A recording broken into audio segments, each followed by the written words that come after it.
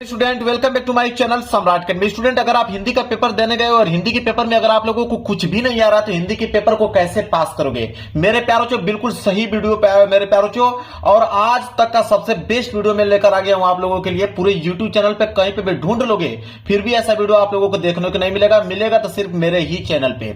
अगली साल वीडियो बनाया था मेरे प्यार बच्चों, 2 मिलियन बच्चों ने वीडियो को देख के गया था। फिर एक वीडियो बनाया था, उस पर 1.5 मिलियन बच्चों ने प्यार दिया था। और जाके कमेंट आज भी चेक कर सकते हो मेरे प्यार। अगर आपको विश्वास नहीं है तो आज भी जाके कमेंट देख लो, उसमें से आपको बहुत सारे बच्चे बस यही कमेंट देखने को मिलेगा आपको कि बिल्कुल सर आपके ट्रिक की मदद से मैं पास हो गया हूं। मेरी तैयारी 0% थी, लेकिन आपकी इस वीडियो की मदद से मेरे प्यार बच्चों यहां पे 70 नंबर का पेपर है ना, या आप क्लास 12th में तो आप 100 नंबर का पेपर रहेगा। आप यकीन में आप लोगों को दिलाता हूं 70 नंबर का पेपर है तो आप 50 से लेकर 55 नंबर आसानी से ला दोगे।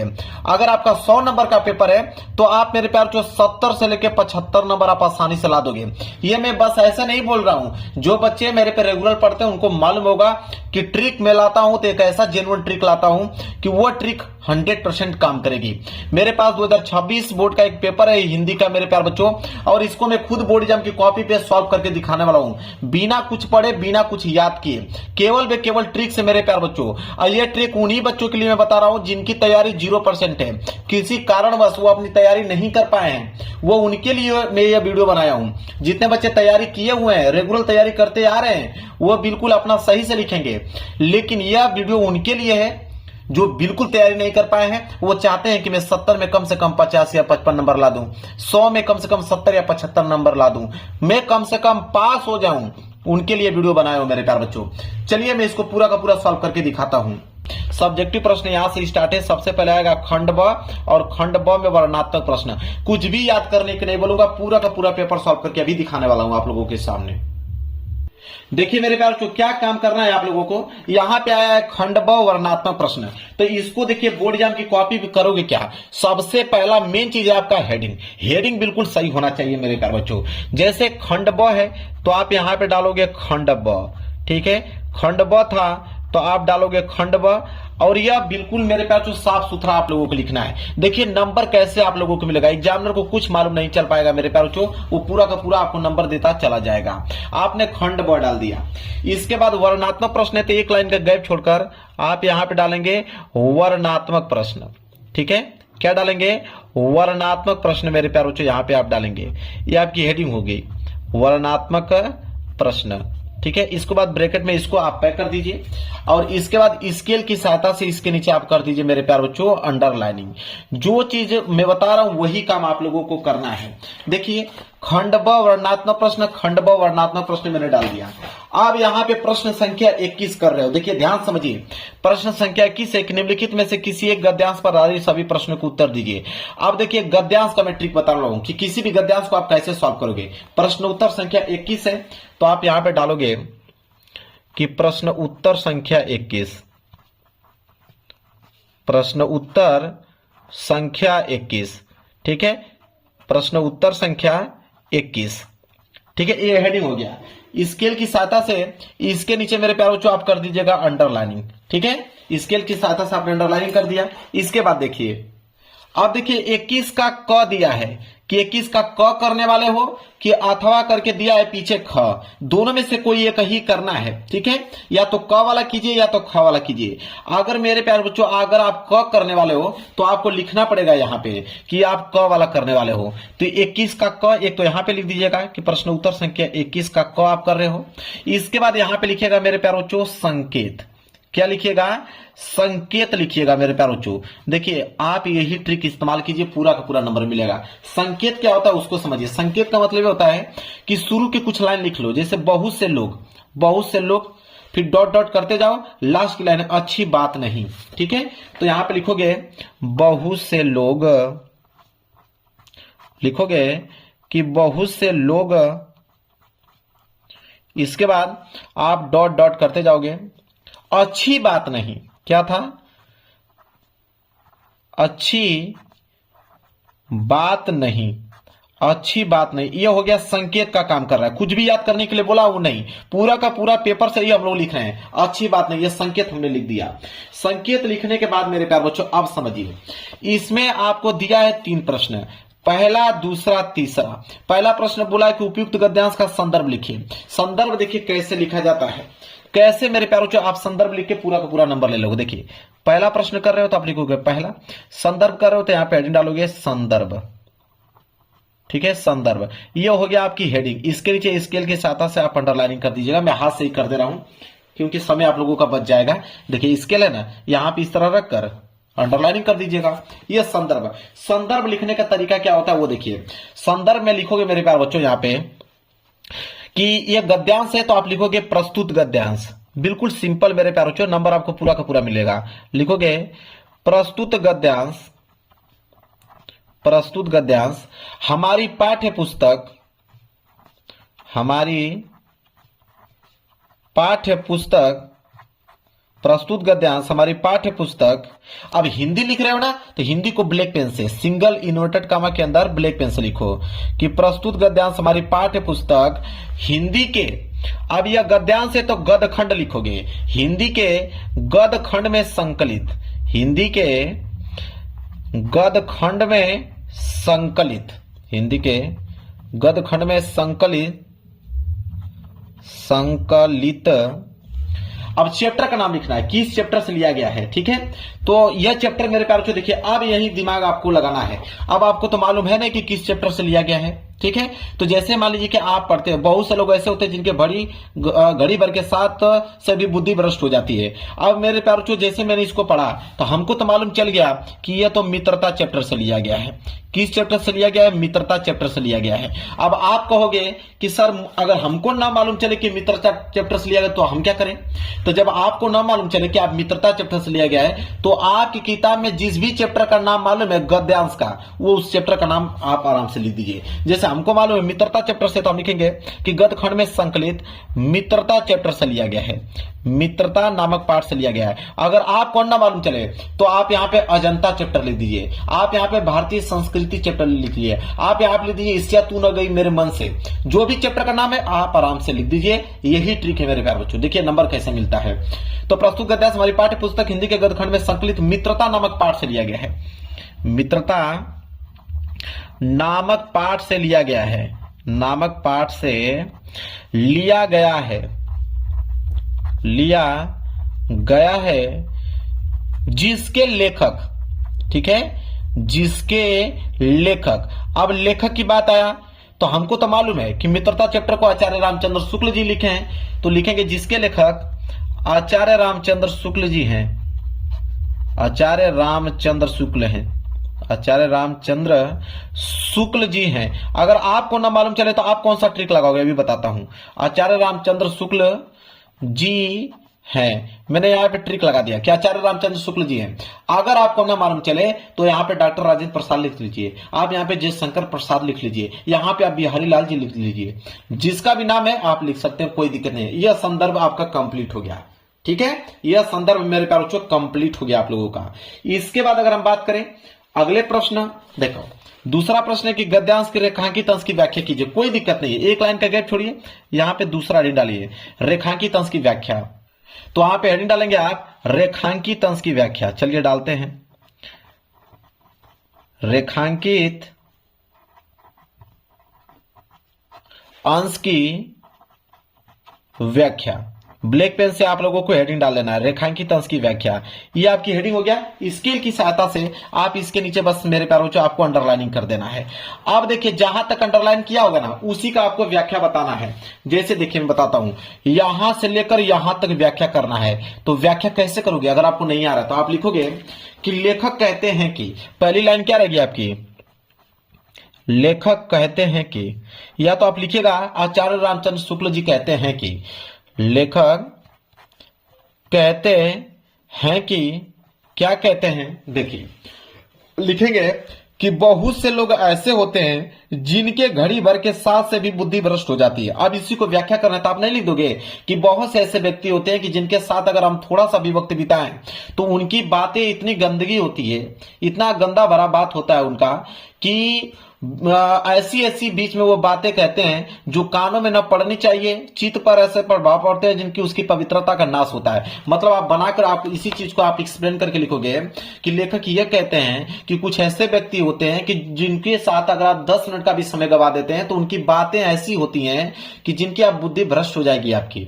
ठीक है, आप गलत मार्ग पे चलने लगेंगे। इतनी फुहड़ व भद्दी बातें वह करते हैं, ठीक है। वही चीज अपने आप में, मतलब उस चीजों को आप कैसे एक्सप्लेन करना चाहते हो, एग्जामिनर को कैसे समझाना चाहते हो उस चीज को, यही आपको मेरे प्यार जो अपनी भाषा में आप लोगों को लिखना है। और ज्यादा दिमाग लगाने की कोई जरूरत नहीं है। एग्जामिनर, हर एक एग्जामिनर यही चाहता है कि आप किताब से ना लिखें कि जो किताब में दिया है हूबहू लिखें। एग्जामिनर ये चाहता है कि आप अपनी भाषा में आप हमको कैसे समझाना चाहते हैं, एग्जामिनर वो चाहता है। बस आप यहां पे लिखेंगे, यहां से 2 नंबर मिल जाएगा, यहां से आपको 2 नंबर मिल जाएगा। एक प्रश्न और बचा है, तो अगर ये पेज भर जाए तो आप यहां पे पीटीओ लिख दीजिए। पीटीओ मतलब पेज टर्नओवर। आप पीटीओ लिखकर पेज को मेरे प्यार बच्चों आप पलट दीजिए, कोई दिक्कत नहीं है। इतना आसान तरीका बता दूंगा, पूरे के पूरे प्रश्न को सॉल्व करके दिखा दूंगा। देखिए तीसरा प्रश्न करने वाले कोई दिक्कत नहीं है। आप यहां पे डालोगे तीसरा हेडिंग, डालोगे तीसरा प्रश्न।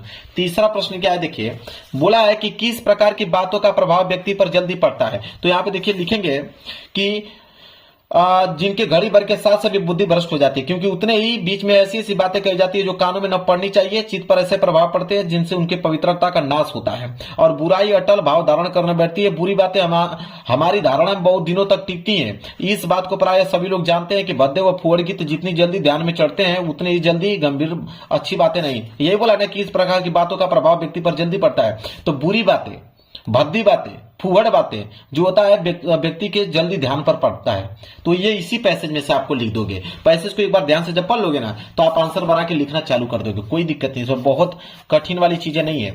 तो देखिए भद्दी बातें, बुरी बातें, फुहड़ बातें जो है व्यक्ति के ध्यान में जल्दी पड़ता है, उसी चीज को अपने भाषा में यहाँ पे लिख दोगे तो एग्जामिनर आपको 2 नंबर दे देगा। गद्यांश सॉल्व करने का तरीका मालूम चल गया। बताइए गद्यांश मैंने बता दिया कि नहीं आप लोगों को। अब कभी भी गद्यांश आएगा तो उसको आप आसानी से सॉल्व कर पाओगे। अब बारी आएगी पद्यांश का। प्रश्न संख्या 22, प्रश्न संख्या 22 मेरे प्यारे बच्चों, पद्यांश। अभी हमने गद्यांश का तरीका आप लोगों को बता दिया। देखिए पद्यांश का तरीका क्या होता है। देखिए प्रश्न उत्तर संख्या अगर 22 है तो आप एक लाइन का गैप छोड़कर डालोगे यहाँ पे प्रश्न उत्तर संख्या 22। पूरा का पूरा प्रश्न सॉल्व करके दिखाऊंगा ट्रिक से, एक भी प्रश्न नहीं छोड़ूंगा। प्रश्न उत्तर संख्या 22 का यहाँ पे हम लोग करने वाले हैं क वाला। तो मान लीजिए क वाला करने तो क वाला डालेंगे और स्केल की सहायता से इसके नीचे आप अंडरलाइनिंग कर दीजिएगा। मेरे पास समय नहीं है कि मैं करके दिखाऊं, आप लोग कर लीजिएगा। प्रश्न उत्तर संख्या 22 का क। इसके बाद आपने क्या बताया, संकेत लिखना बहुत ही ज्यादा कंपलसरी है। संकेत आपको लिखना ही है, ठीक है। संकेत कैसे लिखना मैंने आपको शुरू में ही बता दिया कि शुरू की कुछ लाइन डॉट डॉट करते जाओ, लास्ट की कुछ लाइन आपको लिख देना है, ठीक है। शुरू की कुछ लाइन डॉट डॉट करते जाना है, लास्ट की कुछ लाइन लिख देना है। ये संकेत का काम करेगा। अभी मैंने गद्यांश में बताया। अब यहाँ पे पद्यांश है, इसमें भी बोला है या तो क वाला करने वाले हो, क वाला नहीं आ रहा है तो अथवा करके दिया है ख वाला, ठीक है। दोनों में से कोई एक ही करना है। मैं क वाला करके आपको ट्रिक बता रहा हूं, आपका मन करे तो ख वाला में भी ये ट्रिक आप लगा सकते हो। क वाला है, 3 प्रश्न है, पहला, दूसरा, तीसरा। पहला कि उपयुक्त गद्यांश का संदर्भ लिखिए। अब मेरे प्यारे बच्चों देखिए गद्यांश नहीं पद्यांश है, उपयुक्त पद्यांश का संदर्भ लिखिए। पहला वाला प्रश्न कर रहे हो तो पहला लिखोगे, यहां पे लिखोगे संदर्भ। देखिए संदर्भ दोनों में सेम होता है मेरे प्यारे बच्चों, वहां पे गद्यांश होता है, यहाँ पे पद्यांश। तो जो जो यहाँ पे गद्यांश लिखो यहाँ पे पद्यांश आपको लिखना पड़ेगा। मतलब सेम चीज वही लिखोगे कि प्रस्तुत पद्यांश, वहां पे गद्यांश हमने लिखा था ना, यहाँ पे पद्यांश लिखोगे कि प्रस्तुत पद्यांश हमारी पाठ्य पुस्तक, प्रस्तुत पद्यांश हमारी पाठ्य पुस्तक, प्रस्तुत पद्यांश हमारी पाठ्य पुस्तक हिंदी के। अब यहां पे लिखोगे, हिंदी को मैंने बताया आप लोगों को ब्लैक पेन से लिखना है मेरे प्यारों चो। हिंदी के, वहां पे गद खंड था ना, यहाँ पे पद खंड लिखेंगे। हिंदी के पद खंड में संकलित, पद खंड में संकलित, अब चैप्टर का नाम लिखना है कि किस चैप्टर से लिया गया है। देखिए ध्यान से।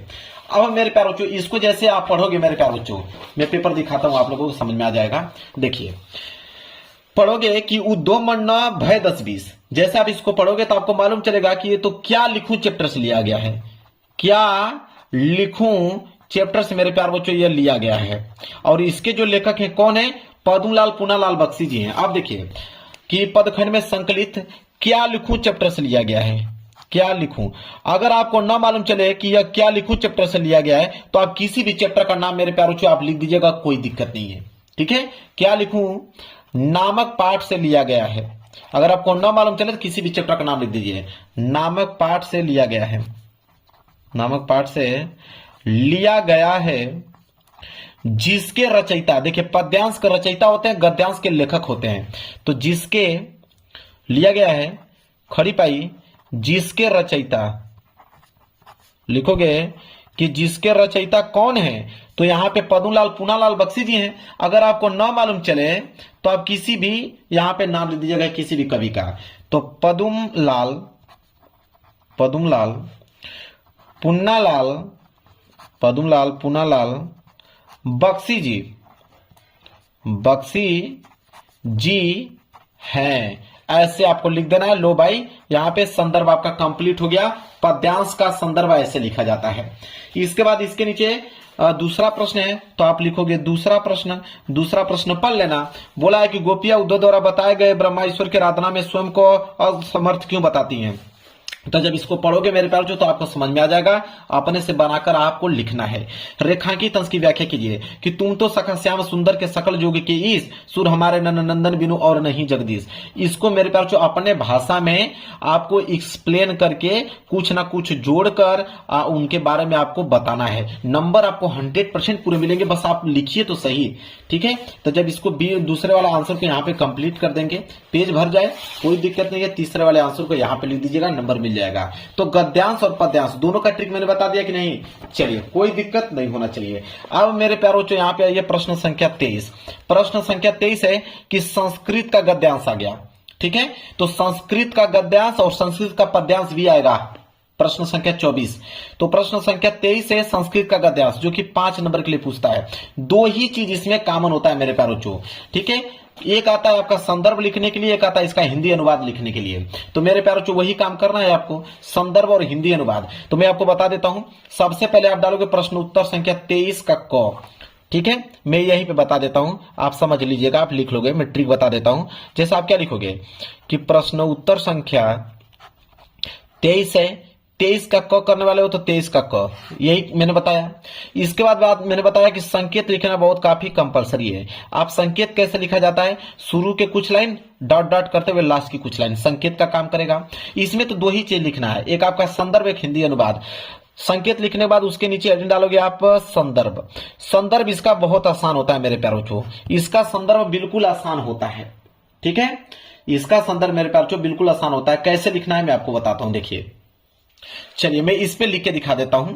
अगर इसका संस्कृत के गद्यांश का अगर आपको संदर्भ लिखना है, तो संस्कृत के गद्यांश का संदर्भ कैसे लिखा जाता है समझिए, बहुत आसान होता है। इसमें आप लिखोगे कि प्रस्तुत गद्यांश, लिखोगे कि प्रस्तुत गद्यांश हमारी पाठ्य पुस्तक, बिल्कुल आसान होता है मेरे प्यारों, हमारी पाठ्य पुस्तक हिंदी के, अब हिंदी को मैंने बताया कि ब्लैक पेन से आपको लिखना है, बार बार नहीं बताऊंगा, हिंदी को ब्लैक पेन से लिखना है। ठीक है, तो प्रस्तुत गद्यांश हमारी पाठ्य पुस्तक हिंदी के अब संस्कृत खंड, क्योंकि यह संस्कृत खंड है, तो लिखोगे संस्कृत खंड में संकलित, संस्कृत खंड में संकलित। अब चैप्टर का नाम लिख देना है। जैसे मुझे मालूम है कि यह देशभक्त चंद्रशेखर पाठ से लिया गया है, तो हम लिख दूंगा यहां पे कि देशभक्त चंद्रशेखर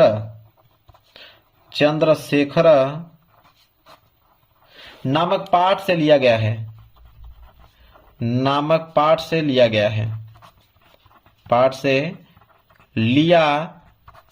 गया है। अगर आपको न मालूम चले तो आप किसी भी चैप्टर का नाम यहां पे लिख दीजिएगा। अब बहुत सारे बच्चों का कमेंट ये भी आएगा कि चलिए सर, अगर हमें चैप्टर का नाम ही नहीं मालूम होगा तब हम क्या लिखेंगे? तो जिन बच्चों को चैप्टर का नाम नहीं मालूम है ना, तो आप इसी में से लिख दीजिएगा कि यहां पे लिखिएगा कि कारागारत चैप्टर से लिया गया है, भारतम चैप्टर से लिया गया है, ठीक है, या अगाछती चैप्टर से लिया गया है, या वेस्टयंती चैप्टर से लिया गया है। यहां पे बोला भी है, देखिए चंद्रशेखर चैप्टर से लिया गया है, देखिए लिखा है ना यदा चंद्रशेखर चैप्टर से लिया गया है। तो जिनको चैप्टर का नाम भी नहीं मालूम है तो वो यहां से इसी में से किसी न किसी चैप्टर का नाम बना लीजिएगा, और जिनको किसी न किसी चैप्टर का नाम मालूम है तो अपना चैप्टर का नाम लिख दीजिएगा, और जिनको सही मालूम है वो अपना बिल्कुल सही चैप्टर का नाम लिखेंगे चंद्रशेखर। ठीक है, समझ में आ गया ना आप लोगों को? क्या ट्रिक चाहिए सब कुछ तो बता दे रहा हूं आप लोगों को, फेल नहीं होगी इस बात का दावा करता हूं। तो संस्कृत का गद्यांश मैंने बता दिया, तो संस्कृत का पद्यांश में भी सेम वही ट्रिक लगेगा। संस्कृत के पद्यांश में भी सेम टू सेम मैं आपको बताऊं कि सेम टू सेम वही ट्रिक मेरे प्यारों को लगने वाला है। बस जब इसका संदर्भ लिखोगे तो वहां पे गद्यांश था तो यहां पे पद्यांश कर देना कि प्रस्तुत पद्यांश, ऐसे लिखेगा। अगर इसका लिखना होगा तो आप कैसे लिखोगे कि प्रस्तुत पद्यांश, हमारी पाठ्य पुस्तक हिंदी के संस्कृत खंड में संकलित, ठीक है, और मान लीजिए वीर वीरेन पूजते नामक पाठ से लिया गया है, या किसी भी भारतीय संस्कृति चैप्टर से लिया गया है, या वाराणसी चैप्टर से लिया गया है, समझ रहे हैं? किसी भी चैप्टर का नाम लिख दीजिएगा। तो आपको संस्कृत का पद्यांश में भी सेम टू सेम वही ट्रिक लगेगा जो संस्कृत के गद्यांश में भी मैंने बताया। बस यहां पे पद्यांश लिखना है, वहां पे गद्यांश लिखना है। क्लियर है?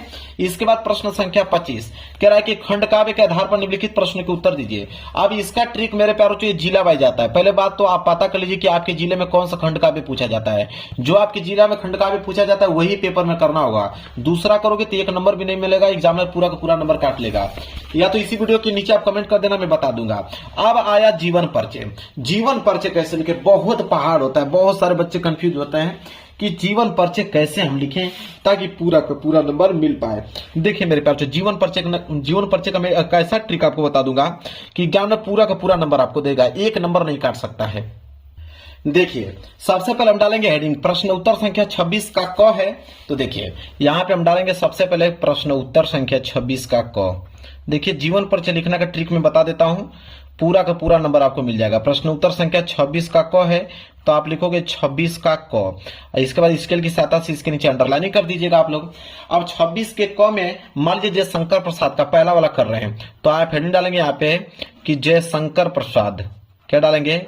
जयशंकर प्रसाद, यहाँ पे हेडिंग डालेंगे। इसके बाद देखिए आप यहाँ पे लिखिएगा संक्षिप्त परिचय। सबसे पहला जीवन परिचय लिखने से पहले आप लिखिए संक्षिप्त परिचय, और इसी को देखकर एग्जामिनर पूरा नंबर देता है मेरे प्यारों को। संक्षिप्त परिचय अगर आपने सही लिखा है नंबर आपको पूरा का पूरा मिल जाएगा। संक्षिप्त परिचय में क्या होता है कि सबसे पहले नाम लिखा जाता है। नाम, तो नाम में आप लिख दोगे यहीं से कि जयशंकर प्रसाद। नाम में क्या लिख दोगे? जयशंकर प्रसाद लिख दोगे, जयशंकर प्रसाद। इसके बाद दूसरा कॉलम में लिखा जाता है जन्म, कि उनका जन्म कब हुआ था। तो जन्म की अगर हम बात करें तो उनका हुआ था 1889 ईस्वी में। 1889 ईस्वी में जन्म हुआ था। जिन बच्चों को नहीं मालूम है वो कुछ भी लिख सकते हैं, 1840 लिख दीजिए, 1850 लिख दीजिए, कुछ भी लिख दीजिए। जन्म के बाद यहाँ पे नीचे स्थान लिखा जाता है कि उनका आखिरकार किस स्थान पर उनका जन्म हुआ था। तो हम अगर बात करें काशी में हुआ था, जो कि वाराणसी में पड़ता है। आप लिखिएगा काशी, कोष्टक में लिख दीजिए कि वाराणसी में उनका जन्म हुआ था। यहाँ पे वाराणसी में नहीं मालूम है तो कुछ भी यहाँ पे लिख दीजिएगा स्थान। इसके बाद यहाँ पे है पिता, उनके पिता का नाम क्या है? पिता का नाम है देवी प्रसाद। क्या है? देवी प्रसाद। देवी प्रसाद उनके पिता का नाम है। इसके बाद अगला कॉलम होगा माता का नाम, कि उनके माता का नाम क्या है? तो माता का नाम उनका मुन्नी देवी। तो यहाँ पे लिखेंगे हम लोग मुन्नी देवी। यही होता है मेन टॉपिक। अगर मेन चीज आकर याद है तो पूरा का पूरा नंबर उठा ले जाओगे। इसके बाद मुन्नी देवी आपने लिख दिया। मुन्नी देवी के बाद माता का नाम हो गया। इसके बाद मृत्यु लिख दीजिए कि मृत्यु किस सन में हुआ। तो मृत्यु की अगर हम बात करें तो उनका हुआ था सन 1937 ईस्वी में। 1937 ईस्वी में मृत्यु हुआ। और लास्ट में आपकी हेडिंग रहेगी रचनाएं। क्या हो जाएगा? रचनाएं, कि उनकी रचनाएं कौन कौन सी है। 2 नंबर रचना पे मिलता है। तो रचनाएं में जैसे ये हो जाएगा कामायनी, कामायनी हो गया, लहर हो गया, झरना हो गया, लहर हो गया। इसके बाद आपका झरना हो गया। ये उनकी महत्वपूर्ण रचना है। लिखने के बाद स्केल की सहायता से यहां से कोष्टक बना लीजिएगा। स्केल की सहायता से कोष्टक में इसको पैक कर दीजिएगा। इसके बाद आप नीचे जीवन परिचय नहीं डालने के बाद लिखिएगा कि जयशंकर प्रसाद का जन्म सन 1889 ईस्वी में काशी में वाराणसी में हुआ था। उनके पिता का नाम देवी प्रसाद तथा माता का नाम मुन्नी देवी था। उन्होंने बचपन में ही कमजोर स्थिति के कारण वो पढ़ाई नहीं कर पाए। उन्होंने घर पे ही स्वाध्याय हिंदी, उर्दू, फारसी भाषाओं का अच्छा अध्ययन किया और उन्होंने साहित्य में भी बड़ा नाम कमाया और उन्होंने काफी निबंध, साहित्य, ठीक है, आलोचक ऐसे कविताएं उन्होंने लिखा। और किसी रोग के कारण आप लिख सकते हो, जैसे मान लीजिए कि क्षय रोग के कारण इनका मृत्यु हुआ था, कि क्षय रोग के कारण इनकी मृत्यु हो गया, ठीक है, सन 1937 में। रचनाएं लहर झरना इत्यादि, समझ में आ गया। इस तरह आप लोगों को मेरे प्यारे बच्चों इनका पीछे जाके पैराग्राफ बनाकर लिख देना है, लेकिन मेन यही होता है, अगर ये आपने सही सही लिख दिया है तो आपको नंबर समझ लीजिए 100% यहीं से मिल जाएगा, चेक करने की कोई जरूरत नहीं है। इतना पॉइंट अगर आप याद कर पाते हो, यही होता है जीवन परिचय लिखने का ट्रिक मेरे प्यारे बच्चों। इतना आसान कोई आपको बताएगा नहीं, एक एक पॉइंट बता रहा हूं कि जिनको कुछ नहीं आता तो कैसे बनाकर लिखेंगे, ठीक है, समझ में आ गया। चलिए अगले प्रश्न की तरफ बढ़ते हैं। अब अगला प्रश्न क्या है, देखिए जीवन परिचय मैंने उसी तरह कवि के जीवन परिचय में भी आपको ट्रिक लगाना है। अब आया मैंने 27, अब यहाँ पे लिखना है श्लोक, श्लोक लिखना है जो इस पेपर में न आया हो। आप देखिए श्लोक का एक ऐसा ट्रिक बता दूंगा ना कि जो पूरे के पूरे यूट्यूब चैनल पे कोई नहीं बताया होगा। श्लोक का ट्रिक मैं आपको बता रहा हूं। देखिए श्लोक का ट्रिक यह है, देखिए श्लोक के लिए अगर श्लोक आपको लिखना है तो आपको संस्कृत के पद्यांश पे जाना होगा। संस्कृत के, देखिए ये आपका संस्कृत का पद्यांश है, संस्कृत का पद्यांश बोला कि जो इस पेपर में ना आया हो तो न तो ये वाला श्लोक लिख सकते हैं न तो ये वाला श्लोक लिख सकते हैं। अगर ये वाला श्लोक लिख देंगे एक भी नंबर नहीं मिलेगा, क्योंकि उसने बोल रखा है कि जो इस पेपर में न आया हो, ठीक है। अब देखिए श्लोक यहीं से बनाएंगे। देखिए 2 लाइन का श्लोक लिखना है तो हम क्या करेंगे कि ये जो आप देख रहे हो एक लाइन यहां से उठा लेंगे और जस्ट उसी के नीचे यहां से लेके यहां तक लाइन छाप देंगे। तो जब एक लाइन यहां लिखोगे और जस्ट उसके नीचे यहां पे लिख दोगे, अब एग्जामिनर जब कॉपी चेक करेगा तो उसको मालूम चलेगा कि हाँ आपने कोई ना कोई एक श्लोक लिखा है, वो नंबर आपको दे देगा। तो जब भी श्लोक लिखना हो तो संस्कृत के गद्यांश में चले जाइए, वहीं से बीच में से 2 लाइन उठाकर लिख दीजिए, आपका श्लोक कंप्लीट हो जाएगा। श्लोक क्लियर हो गया मेरे प्यारे बच्चों, कोई दिक्कत नहीं। श्लोक भी मैंने ट्रिक यहां पे बता दिया। अब आएगा मेरे प्यारे बच्चों प्रश्न संख्या 28। प्रश्न संख्या 28 है कि आपके विद्यालय में खेल की सुविधाएं बहुत कम है, आपने विद्यालय के प्रधानाचार्य को पत्र लिखिए जिसमें खेल सुविधाएं उपलब्ध कराने का अनुरोध किया गया हो। देखिए पत्र लेखन का मैं ट्रिक बताता हूं, बिल्कुल बहुत आसान है पत्र लेखन लिखना मेरे प्यारे बच्चों। पत्र लेखन बिल्कुल आसान है, 4 नंबर मिल जाएगा। पत्र लेखन में अगर विद्यालय को आप लिख रहे हो पत्र कि खेलकूद की सामग्री आपके पास नहीं है तो आप उनके मंगाने के लिए आप लिख रहे हो मेरे प्यारे बच्चों यहाँ पे पत्र लेखन। तो सबसे पहले लिखोगे कैसे, देखिए सबसे पहले मेरे प्यारे बच्चों लिखोगे आप सेवा में। क्या लिखोगे मेरे प्यारे बच्चों, सेवा में। क्या लिखोगे, सेवा में कामा लगाओगे। प्रधानाचार्य को लिख रहे हो तो लिखोगे प्रधानाचार्य, सेवा में प्रधानाचार्य महोदय, बहुत सिंपल है, प्रधानाचार्य महोदय, फिर कामा लगाओगे। अब अपने विद्यालय का नाम लिखिएगा। अब यहां पे क्या लिखेंगे आप, स्कूल नेम, स्कूल नेम अपनी स्कूल का नाम, और यहां पे लिखिएगा नीचे स्कूल एड्रेस कि आपकी स्कूल का जो एड्रेस है वो एड्रेस क्या है, तो स्कूल नेम स्कूल एड्रेस, इतना लिख दीजिएगा। लिखने के बाद आप हेडिंग डालेंगे विषय। क्या डालेंगे, विषय। किस विषय के बारे में आप पत्र लेखन लिख रहे हो तो आप लिखोगे विद्यालय में खेलकूद की सामग्री के लिए, लिखेंगे विद्यालय में खेलकूद की सामग्री की ओर, खेलकूद की सामग्री की ओर ध्यान दिलाने हेतु ये हम क्या लिख रहे हैं, विषय। अब मेरे प्यारे बच्चों इतना हो गया। फिर आप लिखोगे यहां पे महोदय, लिखोगे महोदय, बहुत सिंपल है मेरे प्यारे बच्चों, महोदय।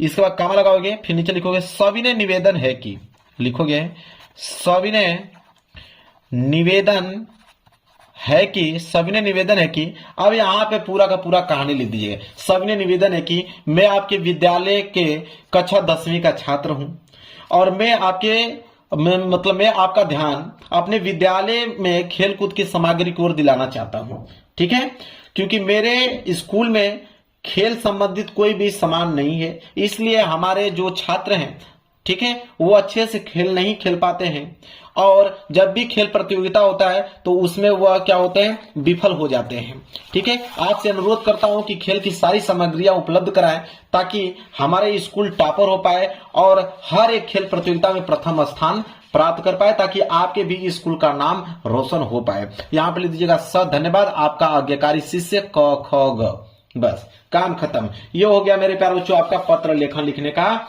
तरीका मेरे प्यारे बच्चों। कोई दिक्कत नहीं होना चाहिए।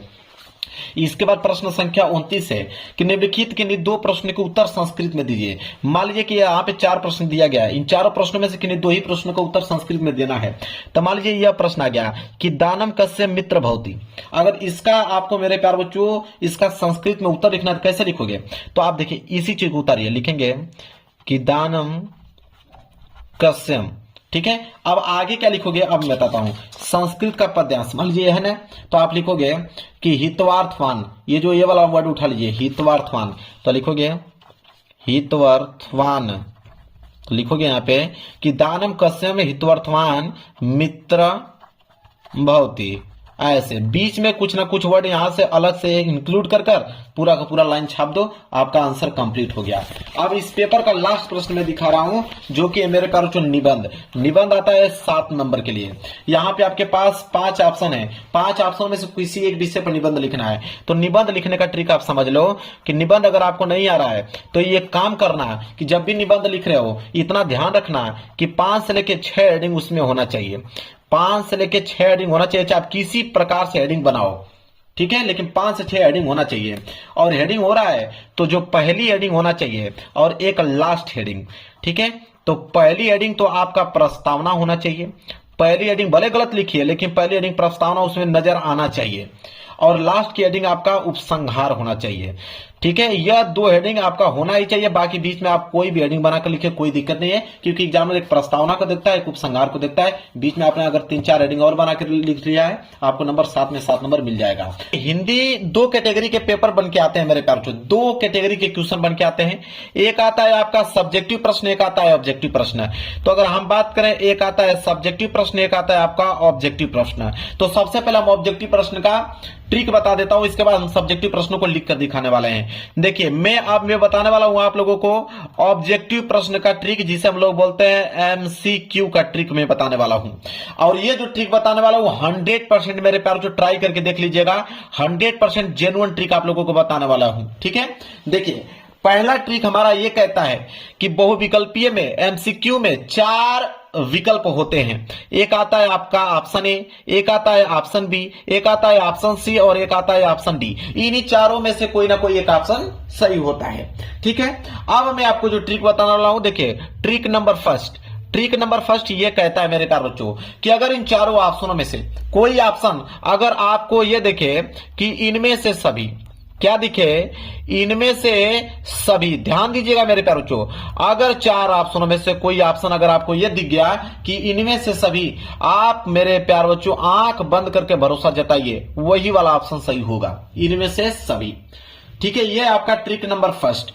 ट्रिक नंबर सेकंड यह कहता है कि अगर चारों ऑप्शनों में से अगर कोई भी एक ऑप्शन आ जाए कि इनमें से कोई नहीं, ठीक है, इनमें से कोई नहीं, जो ट्रिक बता रहा हूं मेरे प्यार, जो बिल्कुल जेन्युइन ट्रिक बता रहा हूं, ठीक है, 5 साल से पढ़ा रहा हूं, काफी अनुभव है मेरे पास। इनमें से कोई नहीं, अगर 4 ऑप्शन में से कोई ट्रिक आ जाए कि इनमें से कोई नहीं, तो आप इस वाले ऑप्शन पे आप लोगों को क्लिक करके आना है, इनमें से कोई नहीं।